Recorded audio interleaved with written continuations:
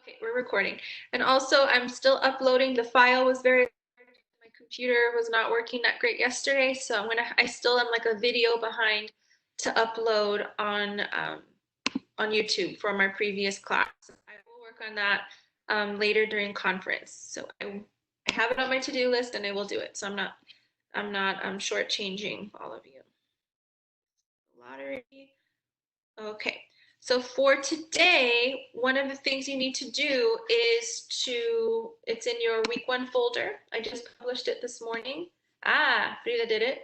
So upload a picture of the book cover or a book you are going to read or listen to. Your audiobooks are okay. Next week, when we start our silent reading, which should be every day, we're going to have that opportunity to use the Google form. I can show it to you again in a few minutes. We're going to have that time every day. Even if you start out at about maybe 5-10 minutes next week, a couple of days, then maybe by Wednesday, Thursday, 15, and we start growing and we kind of make that a habit that we have every day. And also I want to hear about your previous reading experience. So if you were in my class, you can talk about silent reading from last year or even further in your past. And for those of you that are new, welcome. It's something that we had a really good time with. It was a nice time to share within the class. So do you like reading? Do you hate reading?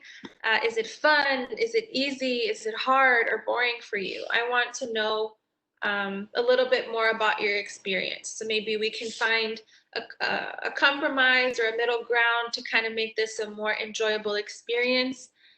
You can always ask me. I may not be the best person at making recommendations, but I know Mrs. Silva, Mrs. Parker, they're good at it. Your friends might be able to recommend books to you, or we have those options like YouTube or Instagram where people talk about different books. So there are always lots of different options for you. And again, read something you like. Read in the language that you are comfortable in. So if Spanish, you feel more confident and comfortable in reading in Spanish, that's perfectly fine. I think that's a really good thing to do. If you want to try in English, try in English. And if you want to listen, maybe you have some free time and you want to just listen to a book, that's okay. That is still considered dedicated time to your literacy and your reading skills. So that is always an option. So that is something for you to start thinking about today. Take the time during second period or fourth period to really look. You can use the public library website. Let's look at our folder. We have our reading and Tiger Library resources. Even if you're at Coronado, one of my Coronado T-Birds, it's with us, you can still access the ebooks through your library or through our Tiger Library as well. So we have the library website, a video on how to access ebooks and audiobooks. I'm uploading, or I think I just did the YouTube video with Mrs. Silva. And we also have resources that are free for anybody for the El Paso Public Library. So there are lots of options. If you have access to actual physical books, that's wonderful too. So you can always use that, but because we're doing our distance learning, I wanted to make sure that you have access to reading materials, no matter what. So those are there for you. And again, if you have questions, you can send me an email, Schoology message, remind. You can stay in the meeting after our 10-minute break. So at 10 a.m., you can come back. The meeting will be open and you can ask me questions in the chat or if you want to use your microphone too. So we have lots of different ways for us to communicate. Let me check on share.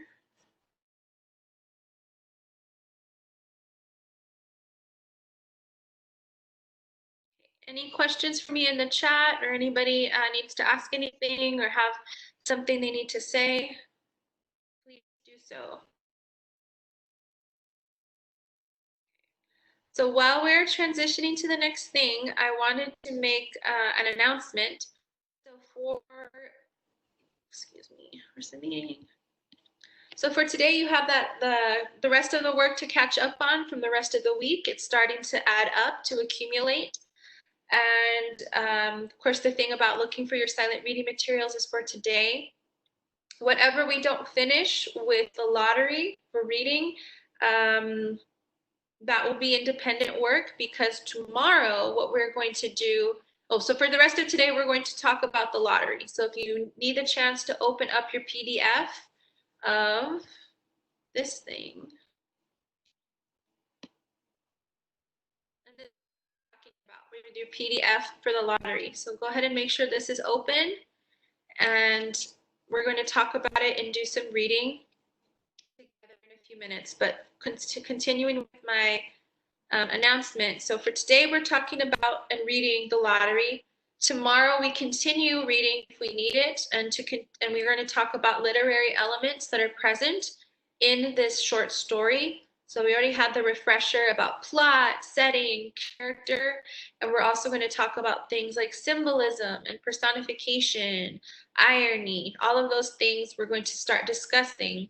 But I don't want to discuss those elements without reading the story first. And that way, if you have any questions about the story, you can ask me today during second period, during conference, or after school, if you have other questions. That way we can answer those so we have a better opportunity to discuss those literary elements because we have a better comprehension and understanding of the story itself. So that's the reason we're doing that. Tomorrow I'm going to open up an assignment that's called a vlog. So a blog, of course, is where you write online, but a vlog like this is where you take a video recording. So seeing in the discussion, I can see that a lot of you have access to your phones and videos because of the TikToks and the pictures. And I understand if you feel a little shy. So if you have the option to do your vlog, and there'll be more instructions in there, but I want to prepare you, is to take a video and you're going to answer the questions about your experience this week, this past week of our first week of school. So you can either do a video like we're doing or I'm doing right now, or you can just do audio only. So it would just be a recording. You can use either your voice memo application, which I'll show you tomorrow. Some of you are familiar, or you can use the recording function in Schoology. And there should be a recording function for video as well in Schoology if you don't use your phone. But that's coming up, so I wanted to give you a preview to prepare. And for the weekend, we do have a little bit of homework.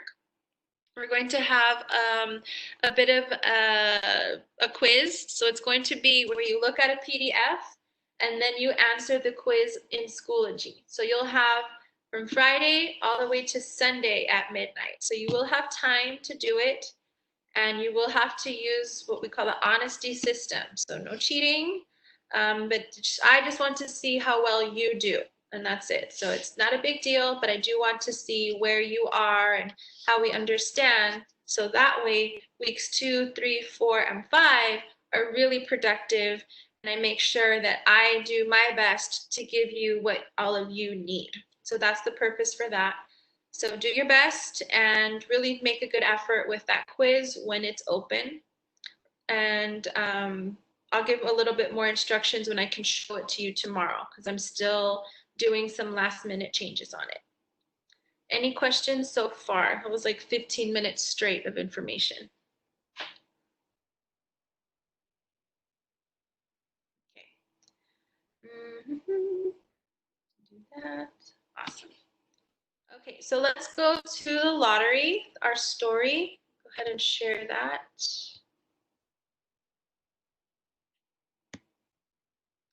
Okay, yesterday we started with, of course, this is our title, and we started doing some pre-thinking as far as, well, lottery, what does a lottery mean to us? What knowledge do we have about a lottery? And we started talking about that. And we started talking also about setting. So underlined in red, we have some information about the setting. It's in June, which is this month as well. We don't know exactly what year, but they have a post office, they have a bank. So it's somewhat modern in the contemporary era. The people, we have 300 people in this village, and we have the action, the plot of this lottery that's going to take place this morning. So let's go ahead and continue. children assembled first, of course. School was recently over for the summer, and the feeling of liberty sat uneasily on most of them. They tended to gather together quietly for a while before they broke into boisterous play. So boisterous, alert is one of our vocabulary words. So make sure that you complete that vocabulary assignment. So later, if the word comes up again in this story or somewhere else, you've got it. It's in your vocabulary bank in your mind. They broke into boisterous play, and their talk was still of the classroom and the teacher, of books and, another vocabulary word, reprimands. Bobby Martin had already stuffed his pockets full of stones. The other boys soon followed his example, selecting the smoothest and roundest stones.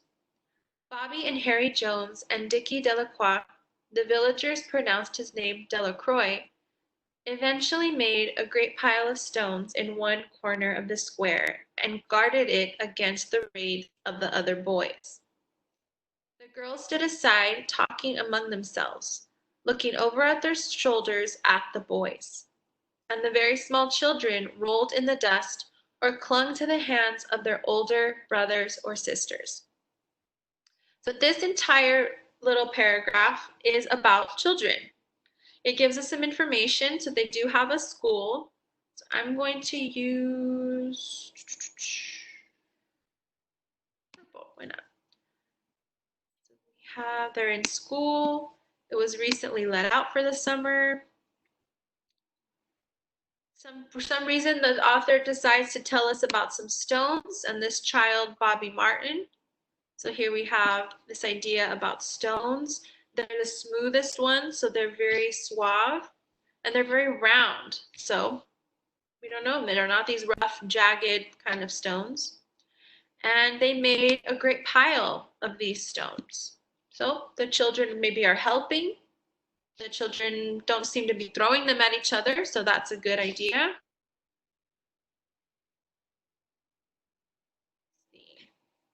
Hear the chat yet? Oh no, it didn't highlight. Oh well. Soon, the men began to gather. So, and of course, people gather, they come closer, they make a group. So people are far away, they gather together in a closer group, surveying their own children, speaking of planting and rain, tractors and taxes. They stood together away from the pile of stones in the corner, and their jokes were quiet and they smiled rather than laughed. The women, wearing faded house dresses and sweaters, came shortly after their menfolk. They greeted one another and exchanged bits of gossip as they went to join their husbands. Soon the women, standing by their husbands, began to call to their children, and the children came reluctantly, having to be called 4 or 5 times. Bobby Martin ducked under his mother's grasping hand, so the grasping hand, and ran, laughing, back to the pile of stones. His father spoke up sharply, and Bobby came quickly and took his place between his father and his oldest brother. So here we have some interaction between the families. So obviously we have different groups. The men were over here, the women were here, the children were here. And now they started coming closer, but they're still a little bit separate. The lottery was conducted, as were the square dances, the teen club, the Halloween program, by Mr. Summers. So Mr. Summers is the one who is in charge. He's the one who is organizing all of these different events. Mr. Summers, who had time and energy to devote to civic activities. He was a round-faced, vocabulary word, jovial man, and he ran the coal business. And people were sorry for him because he had no children and his wife was a scold. So if someone is being scolded, it means that they're always saying, you're doing this thing wrong. So they're saying that his wife has a very hard personality. When he arrived in the square, carrying the black wooden box, there was a murmur of conversation among the villagers, and he waved and called, "Little late today, folks."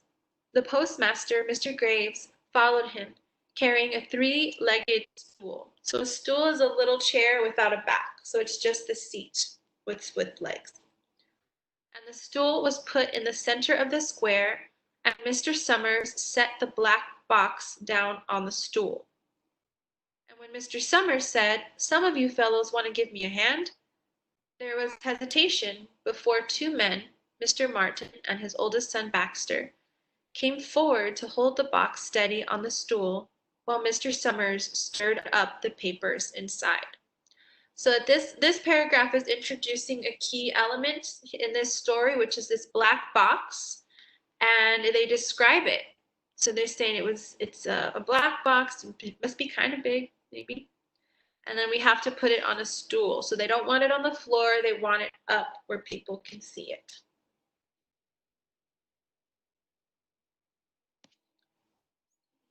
I don't hear the chat. Any questions?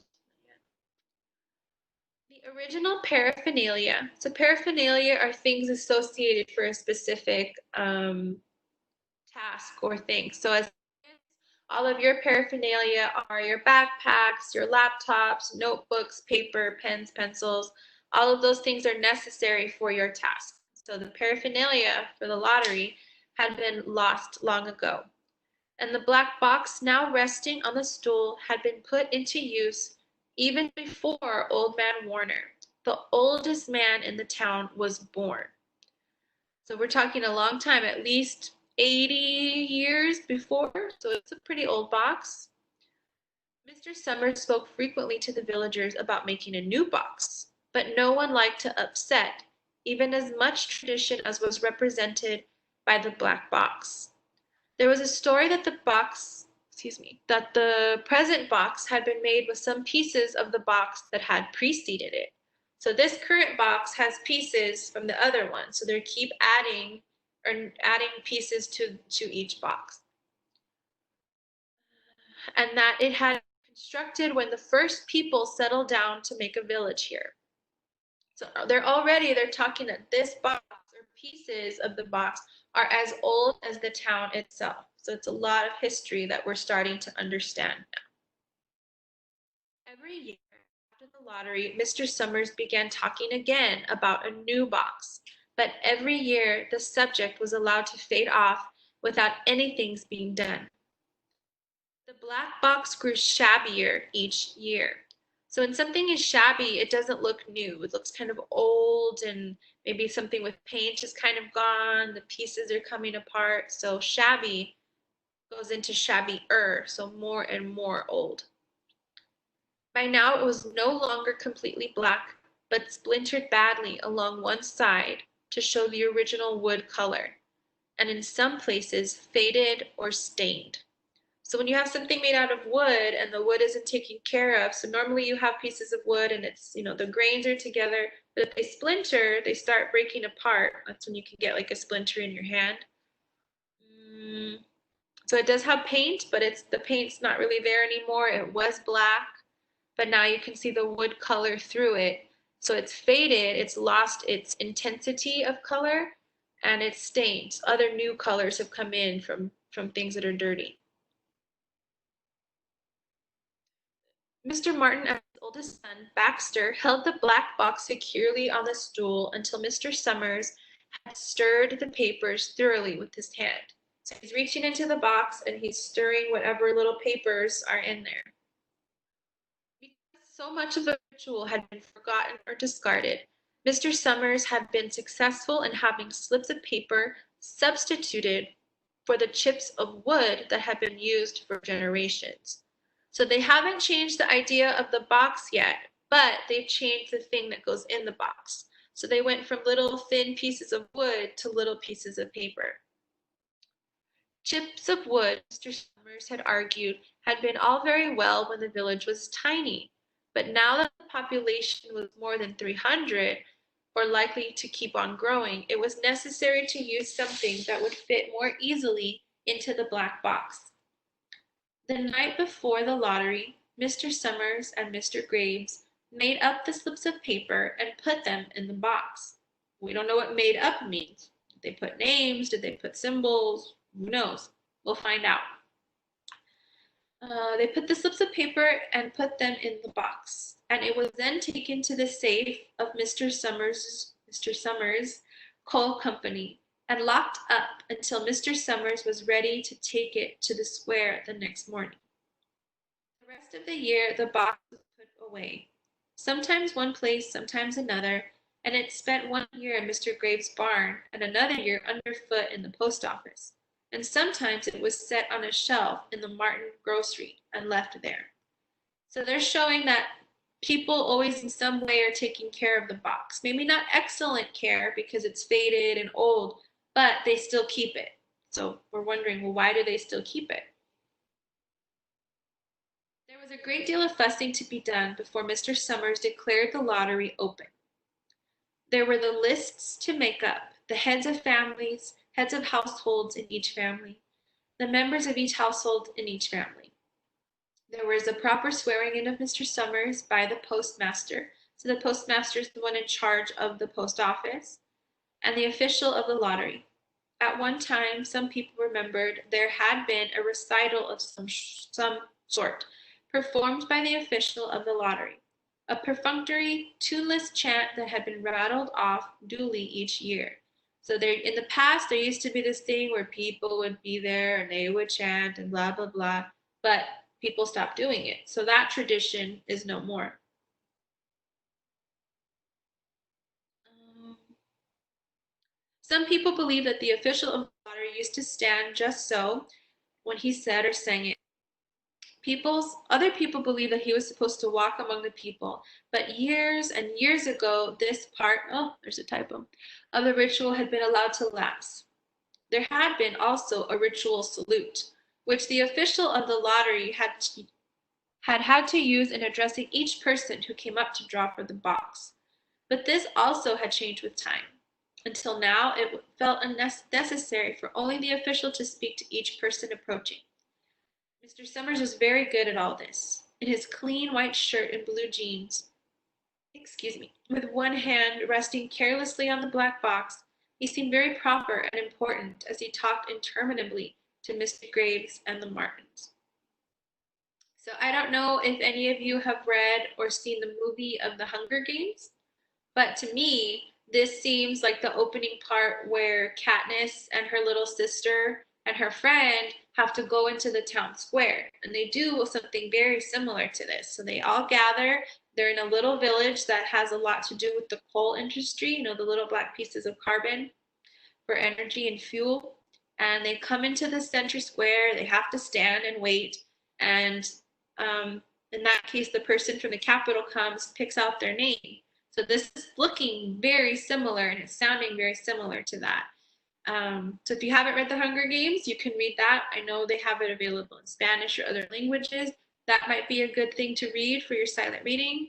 And in your free time, because it's summer, maybe you want to to watch the movie to kind of maybe get another visual idea of this lottery. Because to me, they're very similar in my mind. When I first read this, I was like, oh, this is a lot like The Hunger Games.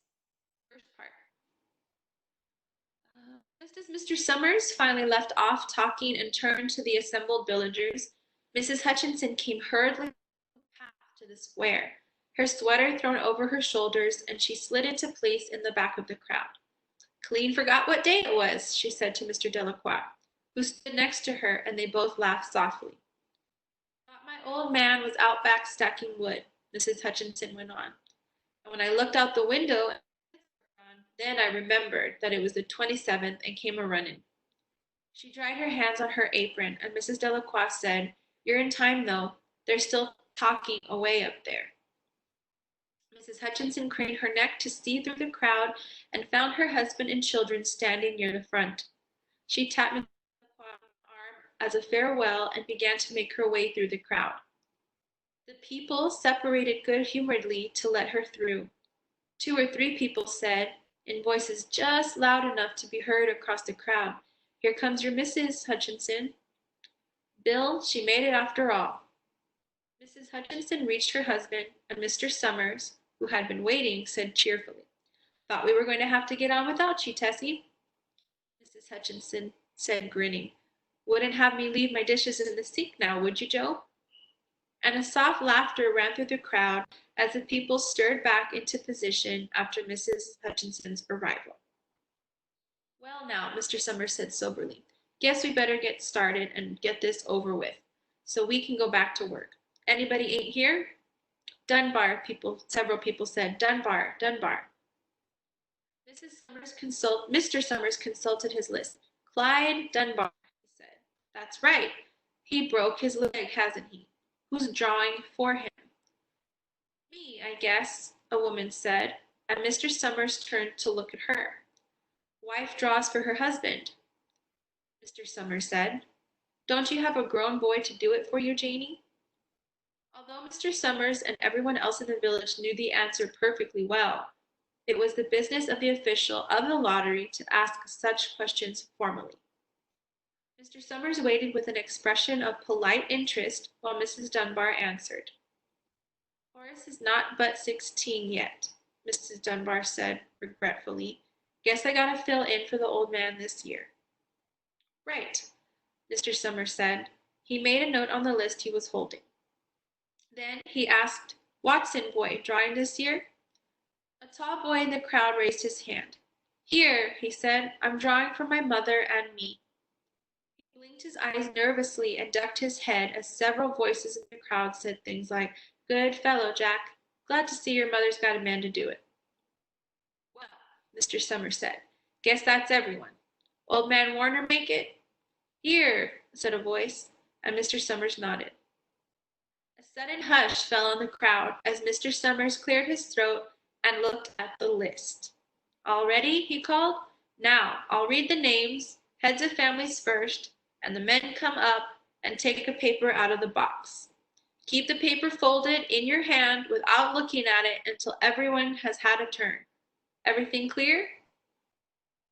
So I want to take a pause here. So right now, we're kind of getting the idea that people were late, but everybody knows. People are familiar with what's happening here in the lottery. There's like a ritual, there's a tradition. But right now, where we are in the story, what do we think is going to happen? Is it a good lottery? Is somebody going to win $10,000? Is somebody moving away? We don't know. Just kind of left wondering what's happening. So this is our opportunity to start thinking, what do we know? What do we want to know? And what can we predict might happen? Excuse me, let me check the chat really quick. Stop sharing. Okay,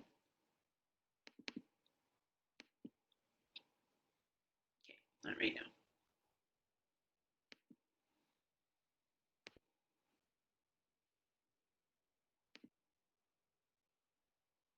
And as you're reading along with me, you can also start taking notes, or you can start highlighting things. You're like, I don't know how to pronounce this word. I'm not sure about this, or I think this point is important. I want to talk about it in my discussion.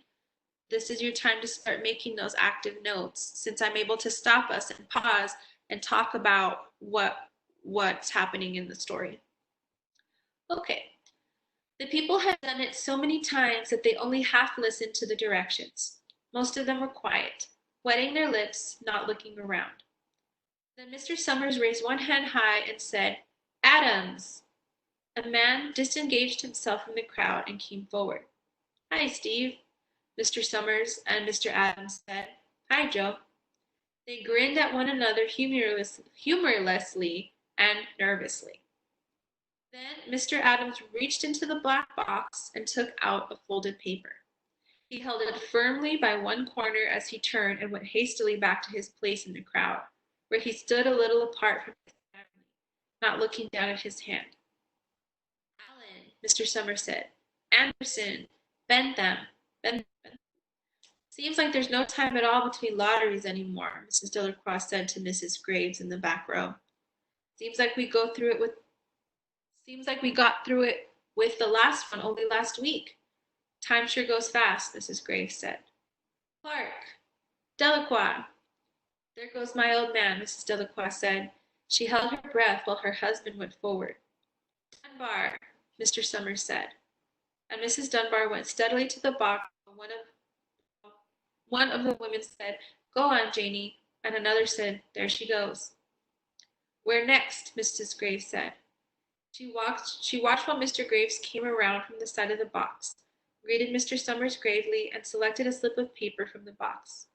By now, all through the crowd, there were men holding the small folded papers in their large hand, turning them over and over nervously. Mrs. Dunbar and her two sons stood together, Mrs. Dunbar holding the slip of paper. Harbert, Hutchinson, get up here. We're running a little short on time, so I'm going to fast forward a little bit, but please do read this.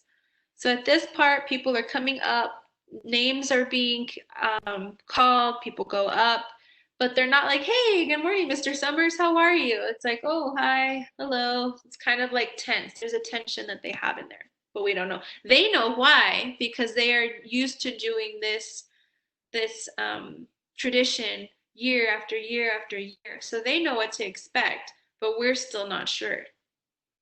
We have the lines here like, um, there's always been a lottery.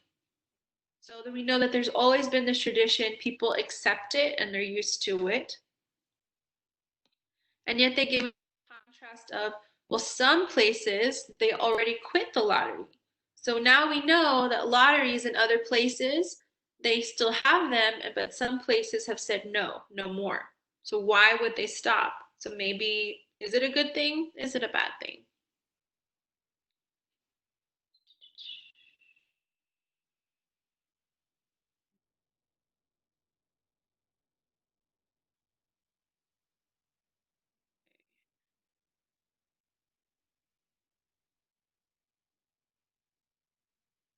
Okay, so here we go. We're going to start right here.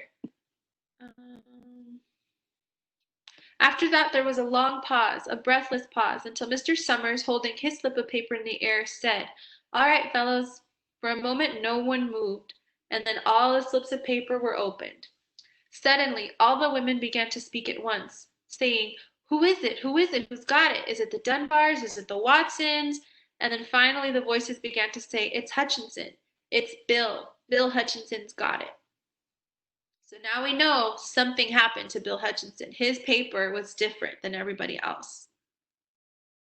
Suddenly, his wife, Tessie Hutchinson, shouted to Mr. Summers, you didn't give him enough time to take any paper he wanted. I saw you. It wasn't fair. So now we know that the lottery has happened. It's one of the Hutchinsons, but now we're saying it's not fair. So why wouldn't it be fair? And then from here, they start asking, how many kids does Bill Hutchinson have? He has 3. So 3 and his wife and himself.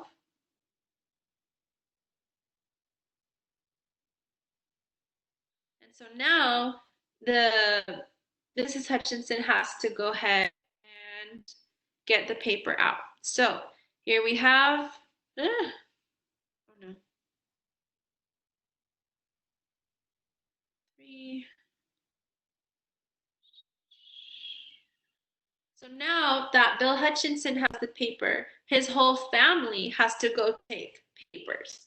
So now we know we go from a large group of about 300 people in the lottery, and then it goes down to one family.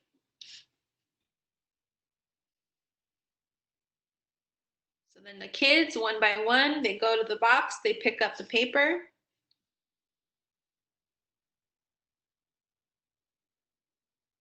So they open the slips of paper. And then now we know that they say it's Tessie. So that's Mrs. Hutchinson. She has something interesting on her paper. So Bill Hutchinson went over to his wife and forced the slip of paper out of her hand. It had a black spot on it. The black spot Mr. Summers made the night before with a heavy pencil in the coal company office. Bill Hutchinson held it up, and there was a stir in the crowd. All right, folks, Mr. Summers said, let's finish quickly. Although the villagers had forgotten their ritual and lost the original black box, they still remembered to use stone. The pile of stones from the beginning of the story the boys had made earlier was ready. There were stones on the ground with the blowing scraps of paper that had come out of the box. Delacroix selected a stone so large she had to pick it up with both hands and turned to Mrs. Dunbar. Come on, she said. Hurry up. Mr. Dunbar had small stones in his both hands, and she said, and gasping for breath, she said, I can't run at all. You have to go ahead. I'll catch up with you. The children had stones ready, and someone gave little Davy Hutchinson a few pebbles. Hutchinson was in the center of a cleared space by now, and she held her hands out desperately. The villagers moved in on her. It isn't fair, she said. A stone hit her on the side of the head. Old Man Warner was saying, come on, everyone. Steve Adams was in the front of the crowd of the villagers, with Mrs. Graves beside him. It isn't fair, it isn't right, Hutchinson screamed, and then they were upon her. So, with this, we find out that the lottery is a really, really awful, terrible ritual that they have, that one person every year in the village has to die. So it really is kind of like the Hunger Games, where they send someone and it doesn't make sense. They don't say why it happens. So that's one of the things I ask is like this doesn't make sense. Why would they do this? And why haven't they stopped is another good question. So that's something we have to start thinking about, that here they have this box, they had these years and years and years, everybody knows about it. People keep showing up, nobody leaves the town. Why do they just stay every year? So there's a lot of questions at the end of this. It's a very weird ending. It's a very rare ending, I admit, but it's kind of good because it makes us think about things like why didn't they stop this tradition, and why do they keep saying it's okay, and they bring the kids into it, and they make a whole event out of this really awful event. So that's something that we have to start thinking about in terms of our learning. Like, how do we predict that this would happen? I didn't. Not the first time I read it when I was in high school, but it's a really good way for us to start thinking critically, which is one of the big things that I want you to learn in this summer session. So at the end, it does have some questions, which are good. We're going to leave them there. I'm not going to really ask you those, but there's something to think about, that if we have a quiz later, that might be something to think about. So keep these questions in mind, and to test yourself, to ask yourself, well, do I understand this? You can answer these questions independently on your own to see, well, you know what? I don't understand this part. Let me go back and read it a little bit. Okay, we're almost out of time, but I did want us to at least finish, because it was important for us to finish. We skipped some parts in the middle, but it was a lot of people talking back and forth. The characters had a lot of dialogue. Let's see, let me go ahead and stop sharing. Not. Okay. I'm gonna go ahead and stop recording too, but if you please let me know. And that way we can start talking about them in the chat, or if you have another kind of question.